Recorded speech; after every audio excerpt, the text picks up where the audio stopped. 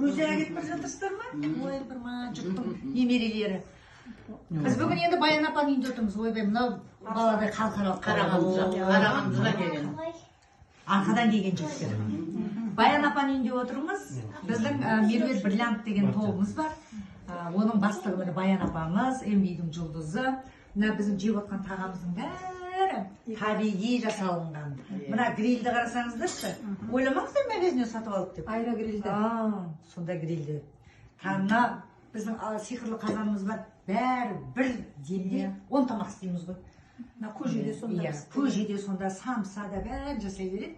Баян апамыз, Анартай біздің бұл қыз деген военный қыз. Алтын құрсақты анамыз, педагог.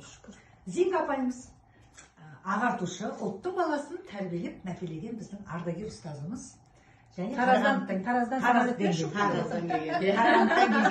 спортсмен біздің жігітіміз, бауырымыз Баян апаның ең сүйікті ұлы.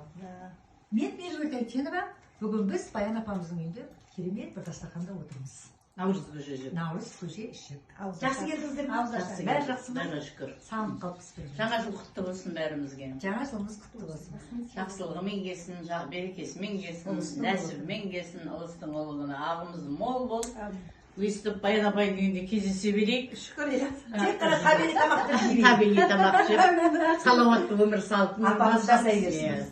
Жасай беріңіз. Сізде ағам да сіздерге күш қуат берсін. Ағайымыз көрші үйде ауызашарда отыр, бүгін бір күнге түсіп қалыпты.